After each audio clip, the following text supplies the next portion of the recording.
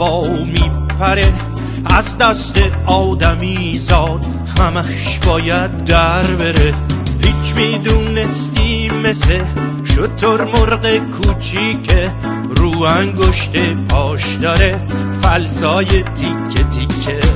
این آقای هوبر است، کت خاکی پوشیده، با پرای قهوه‌ای یه طرح کت کشیده، چند تا پر سفیدم مثل کلا گذاشته، زیر نوکش رو گردن پر سیاهی کاشته. اما هوبر خانم خاکستری پوشیده، اونم پرای سرش مثل آقا سفیده. اما آقا هوبره بزرگتر از خانومه. حالا بگو ببینم نر و ماده کدومه؟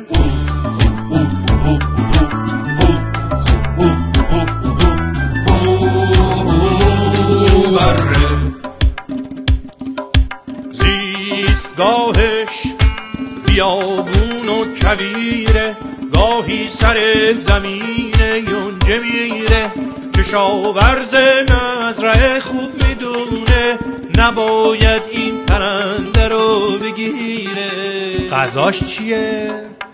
دونه های گیاهی، علف های صحرایی رو دوست داره. گاهی مامان هوبره وقت نهار یه قابلمه حشره بار میذاره. هوبره که تو هوا میپره، از دست آدمی زاد همش باید در بره.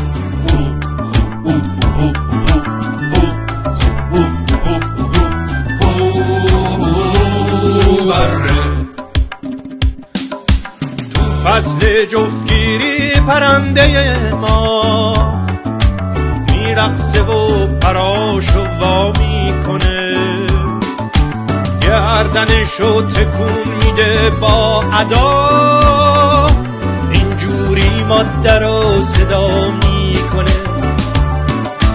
هوبره نر یه دوتا قیر میده، دنب و پرشو برامون فیر میده. عروسی هوبره ها قشنگه، عروس خانوم پراش رنگ و برنگه.